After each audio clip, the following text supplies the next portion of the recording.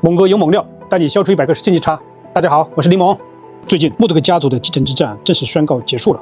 一句话，穆特克的长子拉克兰算是赢了，掌握了家族的核心资产的控制权。而在这场战争中，穆特克和长子也出了大血，花费了33亿美元，买了一份他们眼中的太平。让人意外的是，这场混乱的争斗中，反而邓文迪的女儿们成了妥妥的赢家。那究竟是怎么回事呢？听老李细细道来。聊这件事之前，我们先简单的了解一下穆特克这个老头究竟多有钱，以及他一直结婚延伸出来的庞大的家族关系。穆特克的父亲是一个战地记者，曾创建过2家报社。1952年，21岁的穆特克在父亲去世后，开始接过父亲的报纸生意。一开始他的事业起点仅有阿德莱德新闻报，但经过几十年的发展，他的报纸事业遍及世界。我们熟知的《太阳报》、《华尔街时报》、《泰晤士报》都是他的。目前，穆特克的身价已经高达244亿美元。位居全球富豪榜第87位。当然，在一路搞钱的同时，穆特克也没有忘记恋爱结婚。1956年，25岁的穆特克遇到了一位澳大利亚的空姐，两人很快结婚，并有了长女普鲁敦斯。然而，这个感情持续了11年之后就结束了。随后没过几个月，穆特克就与23岁的苏格兰女记者安娜结婚。这段婚姻持续时间比较长，一共32年。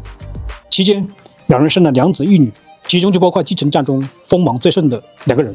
长子拉克兰和次子詹姆斯。安娜之后就是我们熟知的邓文迪。1999年结婚到2013年离婚，14年婚姻一共有2个女儿，分别是格莱斯和克洛伊。2016年，穆特克85岁，他也迎来了第4任妻子，59岁的美国超模演员杰瑞·霍尔。2022年两人离婚。然而，即便是已经90多岁的高龄，穆特克仍旧是渴望爱情的大男孩。对于这一点，作为前妻的邓文迪也看出来了。于是呢，他就将自己的闺蜜达沙朱可娃的妈妈艾琳娜介绍给了穆特克，但后者也没让邓文迪失望。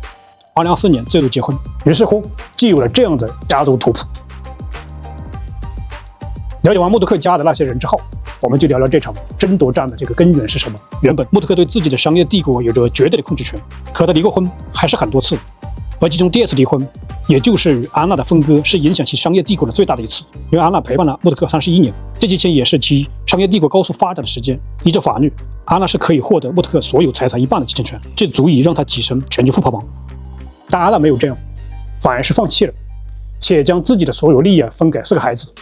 同时，在他们的离婚协议中规定，穆特克死后资产由4个孩子平分，还以家族信托的方式平分集团的控制权。这就意味着，自他之后，无论穆特克有多少个孩子，都没有继承权。有外媒指出，安娜这份协议有点针对邓文迪的意思，且媒体还透露，安娜早在分之前就确定穆特克有女友。这份协议的期限是到2030年，就连穆特克都不能更改。原本穆特克对这份协议也没有什么意见，毕竟长女对事业也没啥兴趣，次女呢也退出了家族企业，长子呢同样早早离开了家族，所以一开始穆特克就把继承集团的希望放在了次子詹姆斯身上。但这些年詹姆斯的看法和立场比较偏左，这便引起了穆特克的不满。相比较，他越来越欣赏长子拉克兰的保守，于是他就动了更改信托协议的心思。按照之前的协议，穆特克死后4个子女1人1票，尤其是2姐妹还支持次子詹姆斯，拉克兰很难很好继承公司。所以穆特克就想着让拉克兰花钱把弟弟妹妹的股份买断，但因为公司卖子公司的事情他崩了，拉克兰自己又不想出这笔钱，表示只能给到股价1半的价格，这样其他子女自然不同意。这时候穆特克想了一个点子，就是找律师团队找之前协议的空子。通俗的讲，就是他要创建2个平级的法人，拥有投票权，与拉克兰各占1个。这样穆特克去世后，拉克兰就会拥有绝对控制权。只有这样的套路，只要资深律师都能秒懂。2024年，穆特克的3个子女普鲁敦斯、伊丽莎白与詹姆斯直接将老爸告上了法庭，双方的关系自这后就闹得很难看，以至于穆特克第5次结婚时到场的就大儿子拉克兰。这件事之后，穆特克也比较心累，尤其是与子女的这个关系更是日渐恶化。没办法，要想确定的让大儿子拉克兰继位，只有花钱了。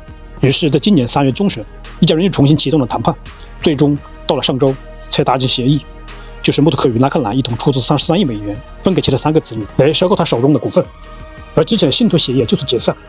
这里要提一下邓文迪和他的2个女儿，在很多人眼中邓文迪是一个传奇，这其中呢就包括他的高情商与超强的社交能力。在他公开的恋爱关系中，一共有5段，除了穆特克，还有2任前夫，其中与第1任丈夫结婚呢，主要是为了有个绿卡，而他的第2任丈夫则是资助他完成了耶鲁大学的学业。到了穆特克这，便是外界传出的小三上位，虽说话不好听，但能让穆老爷子上头，且甘愿付出天价离婚费来娶她，也侧面证明邓文迪的确有点东西。除了给老莫生孩子，邓文迪在这段婚姻中也时刻提供情绪价值。尤其是2011年，老莫在坐镇时被抗议者突袭，这突如其来的变故，一旁的保镖都没有反应过来，但邓文迪给出了反应。只见他飞身一掌，直接上演霸气护肤。也因他这般用心，老莫顶着压力将他的2个女儿加入到了家族信徒之中，并在离婚时还豪掷现金送给邓文迪一座紫禁城边放满艺术品的4合院。此外，他还经常让2个女儿与老板联络感情，每年生日2姐妹都会公开给爸爸庆生。老莫第5次结婚，2个女儿更是化身花童。这与那几个真的头破血流的4个孩子相比，这姐妹俩就是妥妥的小庙啊！因此，在这次继承战落幕后，这姐妹也被直接加入新的信徒名单当中，而上一份名单中的股份应该也会售出，可谓血赚。当然，作为女强人的邓文迪对于2个女儿的教育也是比较严格的。2个女儿从小就要学习钢琴跟武术，且很重视她们的成绩。大女儿虽然已经毕业，但当年也是学校的第1名。小女儿成功拿到了斯坦福计算机和政治经济学双学位，并且每年假期都在外面实习。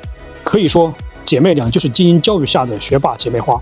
同时，邓文迪也将自己成功的秘诀用在2个女儿身上。她不仅让她们注重学习，更让她们拥有人脉社交。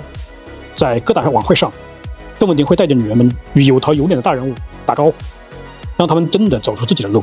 最后，我们再说回这次的继承之战。网上曾有人拿穆特赫的做法与宗庆浩对比，在外界看来，宗庆浩的遗嘱无疑更明确一点，就是将股权给女儿宗馥莉。但反观老莫的做法，虽然复杂了一些，却远比宗庆浩的更稳妥。出一笔钱买断其他3个孩子的股权，又设新的信托安置小女儿们，这样长子拿到了权，其他几个孩子有了钱，自然都不会说什么。